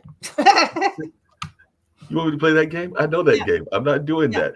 And similarly, they are very smart, because when I've had several cats, but not in the sense last year when I was cat sitting for some neighbors and all in that space. And I'd had one of my own for a number of years. But I remember one of the cats I had literally used to run and would be chased by the dogs up the trees and kept being chased up the tree. And at some point, the cat, to that intuition point that you were talking about, got smart and was like, wait a minute, I don't have to play this game anymore. Yeah. So the cat literally turned around, swiped the dog's nose, and as I recall it, I don't think those dogs ever chased that cat again because the cat was like, I'm tired of this game. I don't want to play the game anymore. They're smarter than us. When I can't remember, about 10 years ago, there was a huge tsunami. I think it was in Thailand or someplace over in Asia. And there's a story goes that, and this is true, you can Google it. I just don't remember when it was. The elephants, they were trusting their intuition and they were grabbing their keepers and trying to drag them to higher ground. And the keepers were humans and say, what are you doing? It's a beautiful day. Why do you want us to go up there? The elephants saved everybody because they knew the tsunami was going. How? They trusted their intuition. Their brains didn't talk them out of it. No, and along those same lines, we can go back to something that is now over 20 years ago. But when 9/11 happened and all along those lines, and I brought it up on this show and other shows as well, I used to go to a friend's art gallery. Another friend has a similar art space in that building right now. I think he might be having to move because of some renovations and everything. But I remember we would have regular conversations in downtown Durham before all of the gentrification and all of the development. And we would see all kinds of animals, birds around, even animals that you didn't want to see and everything.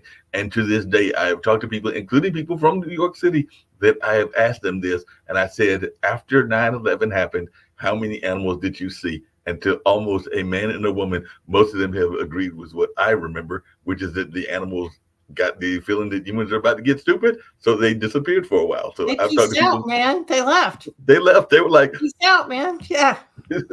They were like, we threw y'all folks got to get stupid. So even people that like the pigeons in New York, when I talked to my friends in New York, they're like, I don't remember seeing any pigeons for at least a day or two. They were like, we're done. No, because humans, we talk ourselves out of it, don't we? We will question what our intuition is saying, leave. And you're like, why? I'm comfortable. I don't want to leave. And you kind of think you're crazy. You're kind of, why do I have this feeling I should leave? Okay, well, animals don't question it. They just leave. They just leave and they just leave. They don't question it.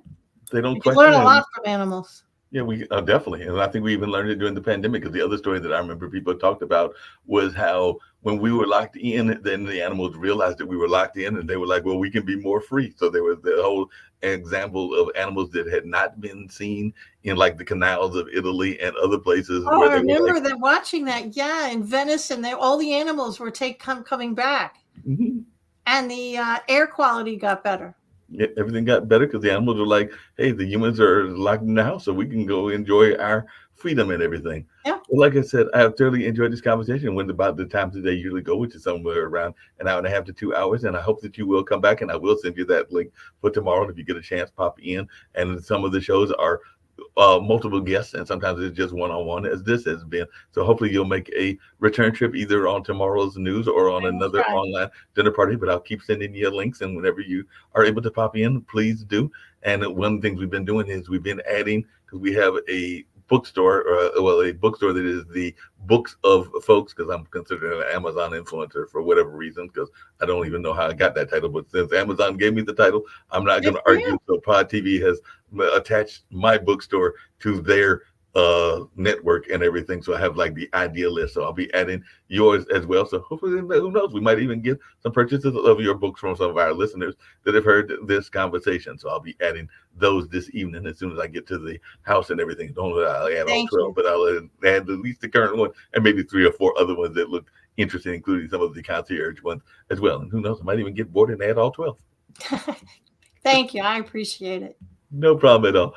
Catherine, you have been a great joy to talk to, and all along those lines. So I have thoroughly enjoyed this conversation. Hopefully I didn't drive you too crazy with some of my inane questions and all along those lines, but I was having fun, and I hope you were enjoying as well. And I'm going to end with a couple of Friends commercials, including one that honors the folks that are, and this was from, I think, a few years ago, but honor those in the teaching profession that aren't honored enough. The janitors and the guidance counselors and stuff, those folks in somewhere in the Midwest. I can't remember. I think it might be Oklahoma, that this gentleman created this award show. And actually, Barbara won one of the awards last year and everything. So they are honoring people that are both the teachers as well as those that are the support staff with the teachers, like guidance counselors and janitors and others as well. So I'll be ending that, as well as another Friends company that deals with financial services. We're talking about the importance of finances and all in that space. So that's how we'll get on out of here. But I definitely look forward to seeing you in the near future.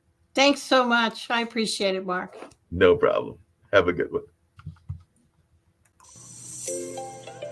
Are you looking for money-saving strategies for your business and personal finances?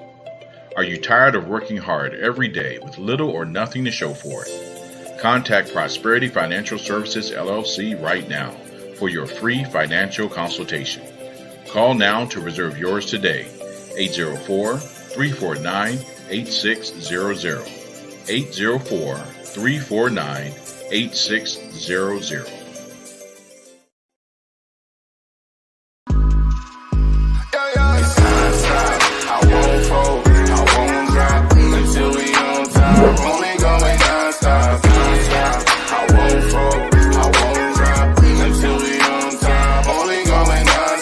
I want to thank everyone for coming to the 2020 TAF Awards. This was a show like no other, people. This is the Grammys for dignitaries, educators, and support staff around the state of Oklahoma and worldwide. We cannot do this without the support of the people. So we thank you. I thank you for being such a dedicated supporter to this movement for the Teachers Appreciation Foundation. I thank you.